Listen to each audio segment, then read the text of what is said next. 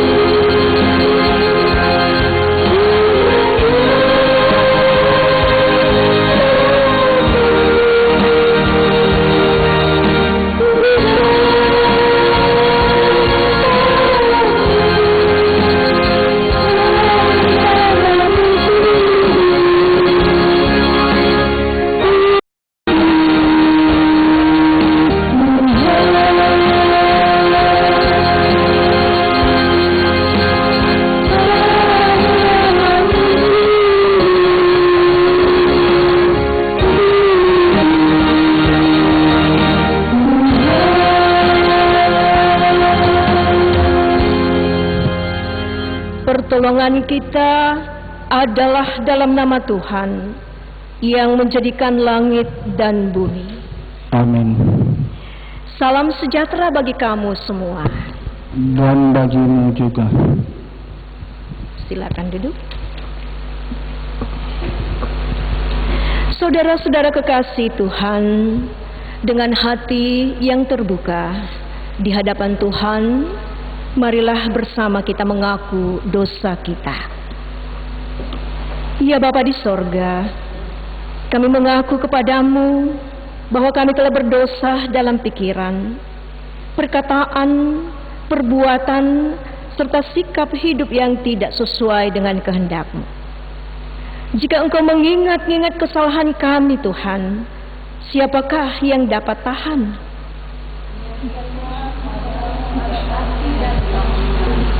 Kasihanilah kami ya Bapa, menurut rahmat-Mu yang besar.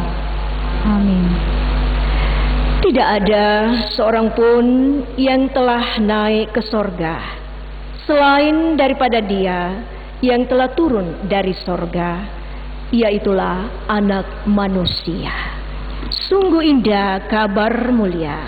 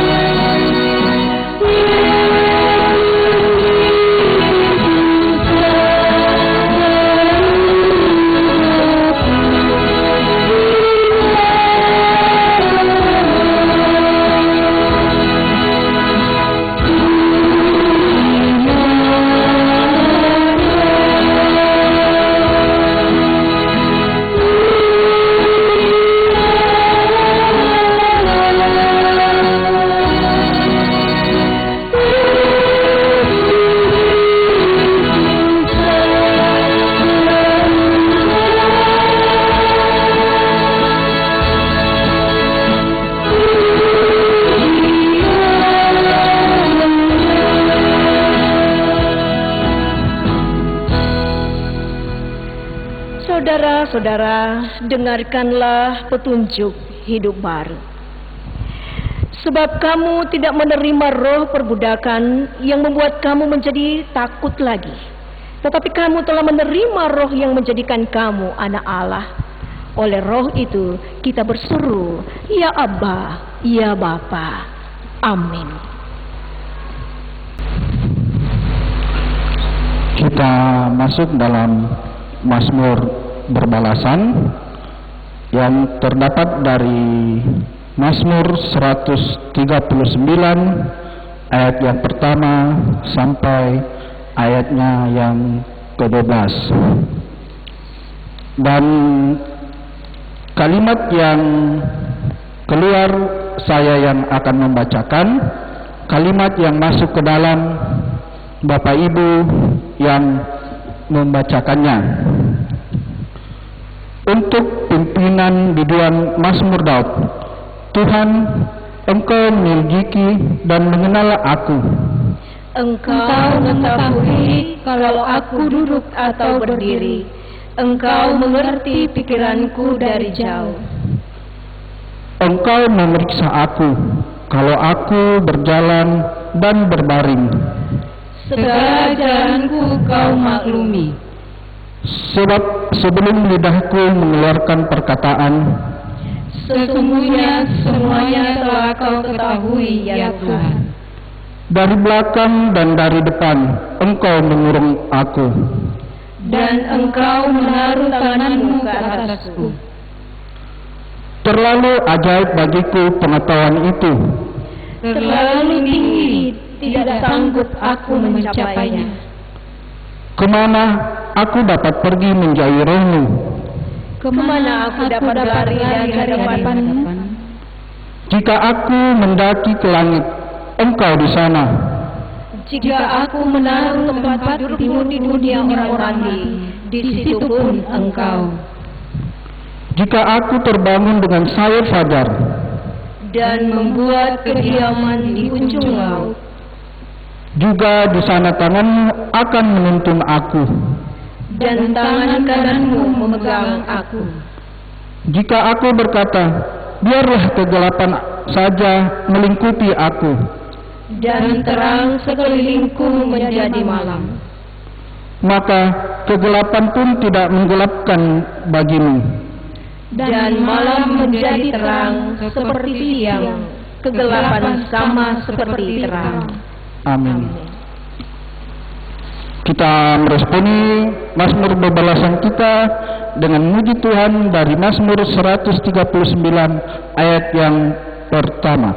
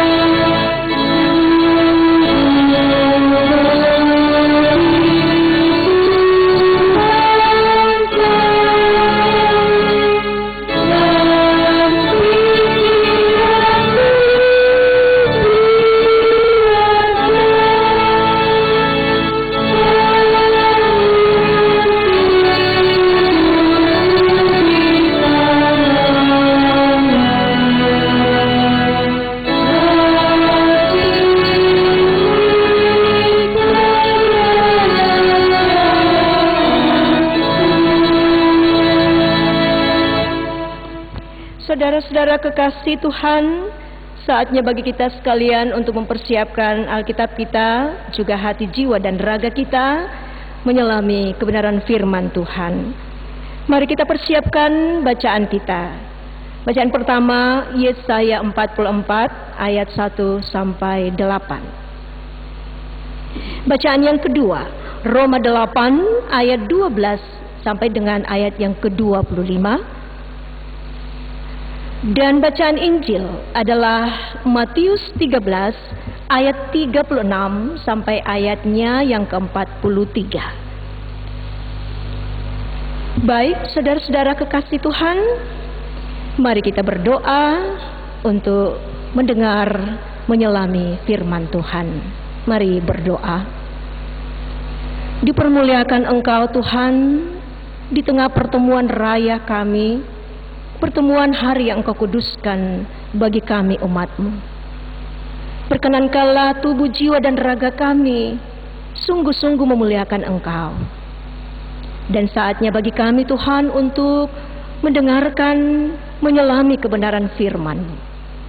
Ya Roh Kudus, isilah hati kami, terangi pikiran kami, agar kami dapat memahami firman-Mu dalam hikmat karunia-Mu bagi kami. Ya Bapa, berkati semua jemaat-Mu yang mengikuti ibadah ini. Berkati kami hamba-hamba-Mu yang telah berdiri di hadapan-Mu untuk Engkau pakai memberitakan firman. Kami percaya Roh Kudus akan menolong kami menyampaikannya dengan kebenaran Tuhan. Ampuni segala salah dosa kami Bapa. Berbicaralah kepada kami. Kami siap mendengar. Dalam nama Tuhan Yesus kami berdoa. Amin.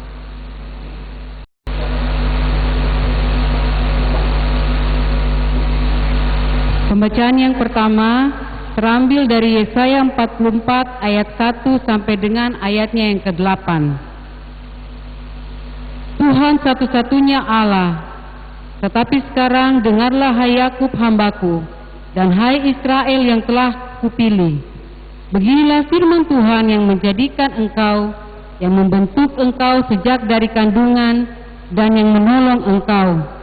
Janganlah takut, hai hambaku Yakub, dan hai Yesrun yang telah kupilih. Sebab aku telah mencurahkan air ke atas tanah yang haus, dan hujan lebat ke atas tempat yang kering. Aku akan mencurahkan rohku ke atas keturunanmu, dan berkatku ke atas anak cucumu. Mereka akan tumbuh seperti rumput di tengah-tengah air, seperti pohon-pohon gandarusa di tepi sungai. Yang satu akan berkata, Aku kepunyaan Tuhan, dan yang lain akan menyebut dirinya dengan nama Yakub, dan yang ketiga akan menuliskan pada tangannya kepunyaan Tuhan, dan akan menggelari dirinya dengan nama Israel. Beginilah firman Tuhan, Raja dan Penebus Israel, Tuhan semesta alam. Akulah yang terdahulu, dan akulah yang terkemudian. Tidak ada Allah selain daripadaku. Siapakah seperti aku? Biarlah ia menyerukannya, biarlah ia memberitahukannya dan membentangkannya kepadaku. Siapakah yang mengabarkan dari dahulu kata kala hal-hal yang akan datang? Apa yang akan tiba? Biarlah mereka memberitahukannya kepada kami. Janganlah gentar dan janganlah takut, sebab memang dari dahulu telah kukabarkan dan kuberitakan hal itu kepadamu. Kamulah saksi-saksiku. Adalah Allah selain daripadaku. Tidak ada gunung batu yang lain, tidak ada ku kenal.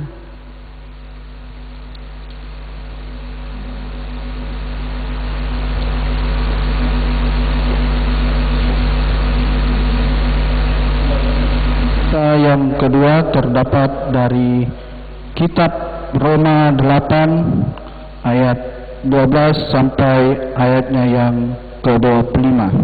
Firman Tuhan, jadi saudara-saudara, kita adalah orang berutang, tetapi bukan kepada daging, supaya hidup menurut daging. Sebab jika kamu hidup menurut daging, kamu akan mati. Tetapi jika oleh roh kamu mematikan perbuatan-perbuatan tubuhmu, kamu akan hidup. Semua orang yang dipimpin roh Allah adalah anak Allah. Sebab kamu tidak menerima roh perbudakan yang membuat kamu menjadi takut lagi, tetapi kamu telah menerima roh yang menjadikan kamu anak Allah. Oleh roh itu kita berseru, Ya Aba, Ya Bapa. Roh itu bersaksi bersama-sama dengan roh kita bahwa kita adalah anak-anak Allah. Dan jika kita adalah anak Allah, maka kita juga adalah ahli waris, Maksudnya orang-orang berhak menerima janji-janji Allah yang akan menerimanya bersama-sama dengan Kristus, yaitu jika kita menderita bersama-sama dengan Dia, supaya kita juga dipermuliakan bersama-sama dengan Dia. Sebab aku yakin bahwa penderitaan zaman sekarang ini tidak dapat dibandingkan dengan kemuliaan yang akan dinyatakan kepada kita. Sebab dengan sangat rindu seluruh makhluk menantikan saat anak-anak Allah dinyatakan, karena seluruh makhluk telah ditaklukkan kepada kesia-siaan bukan oleh kehendaknya sendiri, tetapi oleh kehendak Dia yang telah menaklukkannya. Tetapi dalam pengharapan karena makhluk itu sendiri juga akan dimerdekakan dari perbudakan kebinasaan dan masuk ke dalam kemerdekaan kemuliaan anak-anak Allah. Sebab kita tahu bahwa sampai sekarang segala makhluk sama-sama mengeluh dan sama-sama merasa sakit bersalin. Dan bukan hanya mereka saja, tetapi kita yang telah menerima karunia sulung roh, kita jangan mengeluh dalam hati kita sambil menantikan pengangkatan sebagai anak, yaitu pembebasan tubuh kita. Sebab kita diselamatkan dalam pengharapan, tetapi pengharapan yang dilihat bukan pengharapan lagi. Sebab bagaimana orang masih mengharapkan apa yang dilihatnya? Tetapi jika kita mengharapkan apa yang tidak kita lihat, kita menantikannya dengan tekun. Amin.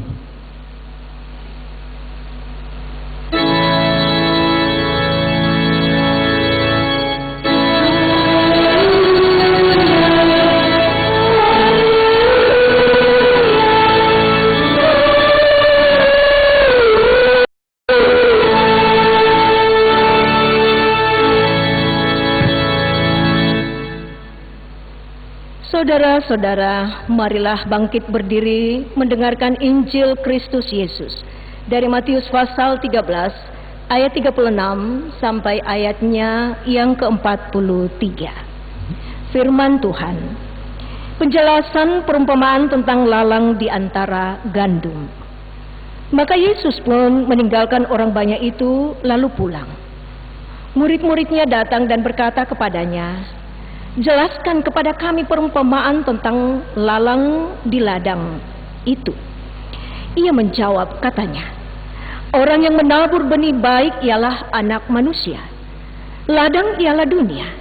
Benih yang baik itu anak-anak kerajaan, dan lalang anak-anak si jahat. Musuh yang menaburkan benih lalang ialah iblis. Walau menuai ialah akhir zaman, waktu menuai ialah akhir zaman, dan para penuai itu malaikat. Maka seperti lalang itu dikumpulkan dan dibakar dalam api, demikian juga pada akhir zaman anak-anak manusia akan menyuruh malaikat-malaikatnya, dan mereka akan mengumpulkan segala sesuatu yang menyesatkan dan semua orang yang melakukan kejahatan dari dalam kerajaannya. Semuanya akan dicampakkan ke dalam dapur api. Di sanalah akan terdapat ratapan dan kertakan gigi. Pada waktu itulah orang-orang benar akan bercahaya seperti matahari dalam kerajaan Bapa mereka. Siapa bertelinga, hendaklah ia mendengar. Kure sumanga puak.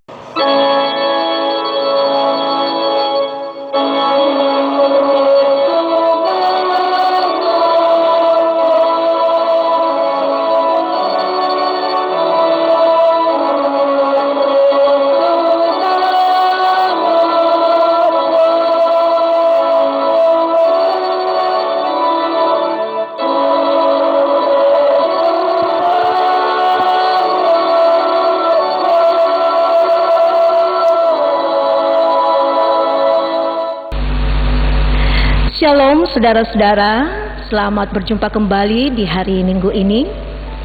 Saya percaya kita adalah orang-orang yang sungguh berbahagia. Terbukti bahwa kita semua menyatakan minggu lalu, saya orang yang paling disayang Tuhan. Dan sekarang terbukti bahwa kita betul-betul disayang Tuhan.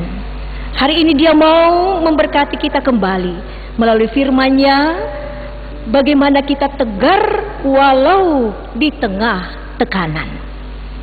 Saudara, saya sering mendapat pertanyaan bahwa kenapa orang Kristen selalu berada pada posisi tertekan atau menderita.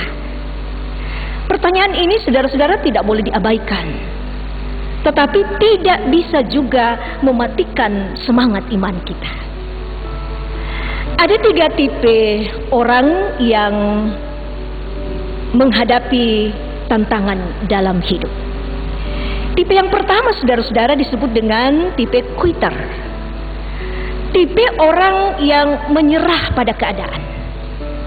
Ibarat pendaki gunung saudara-saudara, fokusnya hanya kepada terjalnya gunung itu dan tingginya gunung itu, dalamnya lembah, sehingga ia akan berkata, saya tidak bisa, saya tidak mampu mendaki gunung.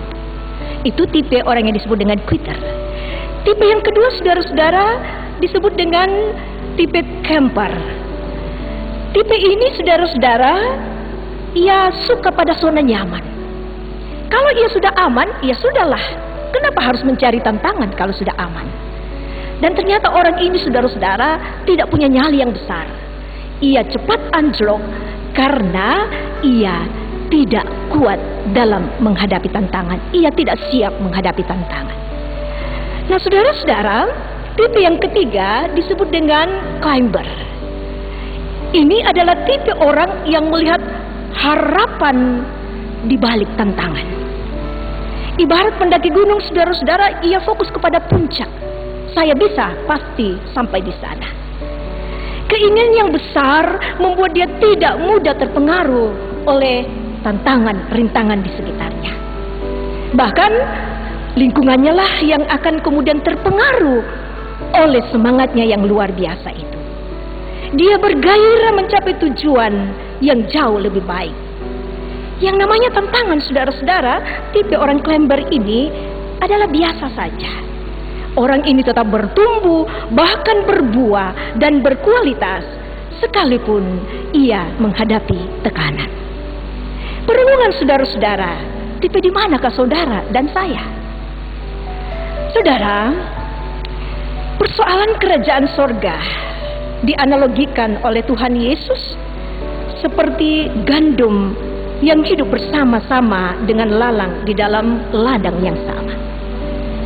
Saudara, pembacaan kita ini dari Matius pasal 13 ayat 36 sampai 43, saya sarankan agar tidak dilepaskan pembacaannya dari ayat 24 sampai dengan ayatnya yang ke-30.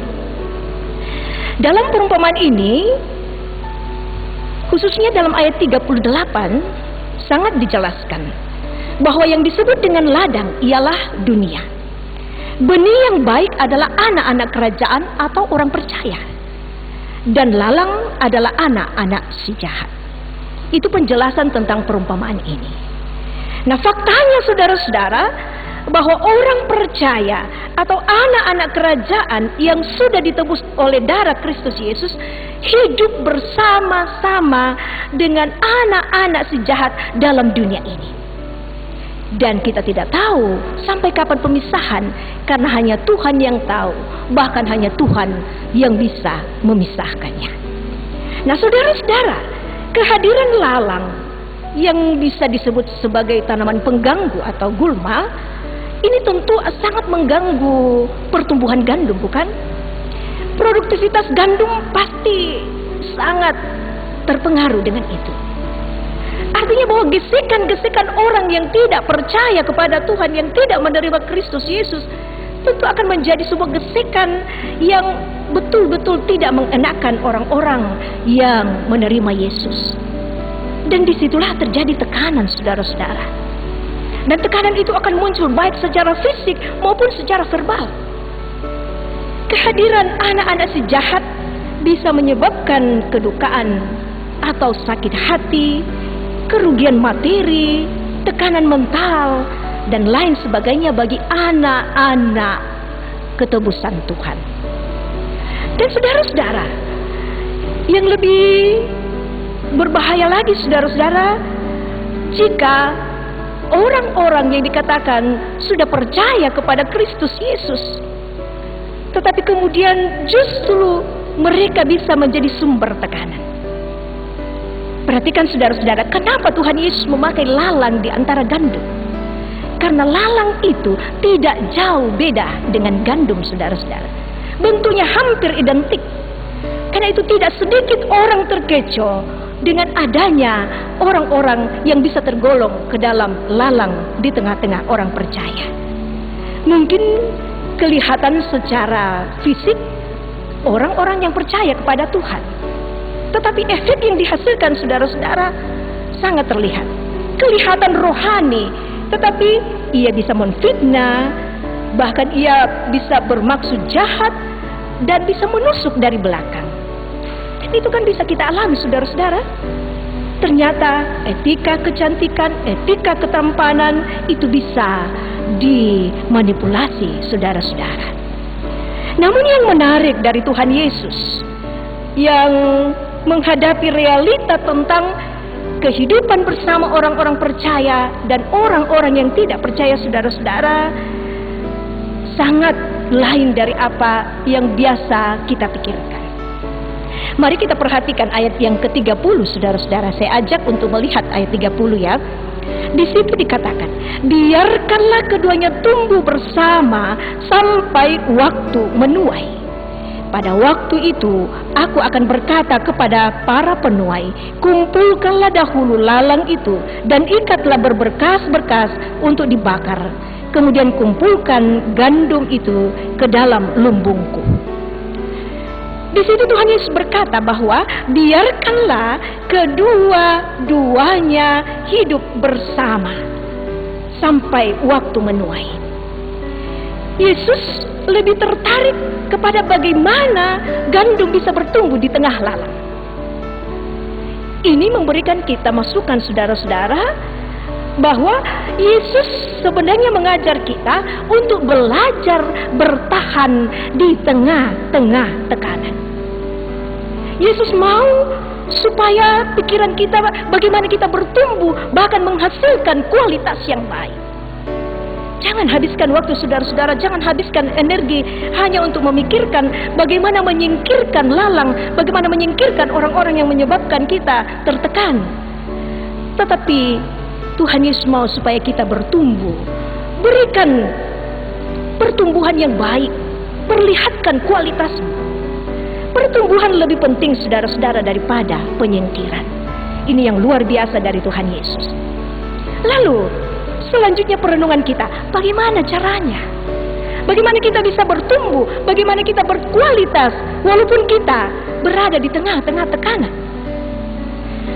Senjata ampuh dari Tuhan Yesus saudara-saudara yang diteladankan kepada kita. Yesus berkata, ampunilah orang yang mendatangkan kesusahan bagimu. Sekali lagi saya mengajak kita melihat ayat yang ke-30. Kalau Yesus berkata, biarkanlah keduanya bertumbuh bersama sampai waktu menuai. Saudara, perkataan biarkanlah mereka tumbuh diterjemahkan dengan kata ampunilah mereka. Ini dalam teks asli bisa kita tahu sama dengan maafkanlah mereka, ampunilah mereka. Ini perkataan yang sama diucapkan Tuhan Yesus ketika ia berada di kayu salib. Yesus berkata dalam Lukas 23 ayat 34, Bapa, ampunilah mereka karena mereka tidak tahu apa yang mereka perbuat. Mereka adalah orang-orang yang membenci. Mereka adalah bagian orang-orang yang merancangkan kejahatan, bahkan ingin membunuh Yesus. Tapi bagaimana reaksi Yesus, saudara-saudara? Yesus tidak mencabut lalang itu. Yesus tidak mencabut orang-orang yang bisa dikategorikan sebagai gulma. Tentu bukan karena Yesus merasa tidak layak ataupun Yesus merasa tidak mampu. Tetapi satu hal, waktunya belum tiba. Saudara-saudara, dalam Injil tidak ada tempat untuk bermain hakim sendiri, entah melalui kata-kata ataupun melalui tindakan. Sebaliknya Yesus memerintahkan agar kita saling mengasihi. Mengasihi sesama, mengasihi diri sendiri, dan mengasihi Tuhan Allah.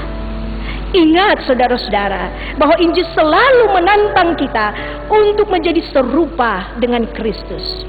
Jadi, ampunilah mereka, kasihanilah mereka, maafkanlah mereka yang sering membuat engkau tertekan.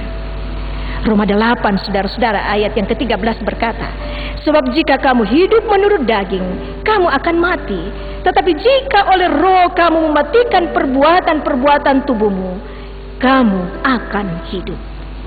Yesus meneladankan kita untuk menjadi tipe seorang climber dalam menghadapi tantangan. Tetap tegar saudara-saudaraku di tengah tekanan. Tetap bertumbuh dan perlihatkan kualitasmu. Amin. Mari saudara-saudara, kita berdiam diri sejenak dalam saat teduh. Yesus sudah membukakan sebuah fakta bagi kita, bahwa anak-anak Allah memang harus hidup berdampingan dengan orang-orang yang tidak percaya.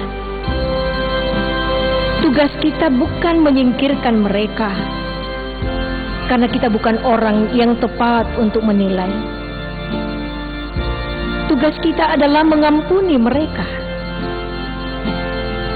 Jangan sekali-kali khawatir karena takut disingkirkan oleh orang-orang yang tidak percaya. Sebab keselamatan anak-anak Allah dijamin oleh Allah sendiri. Amin. Mari saudara-saudara kekasih Tuhan, kita satukan hati, kita berdoa bersama sesuai dengan doa yang diajarkan Tuhan Yesus, yaitulah doa Bapa kami. Mari berdoa.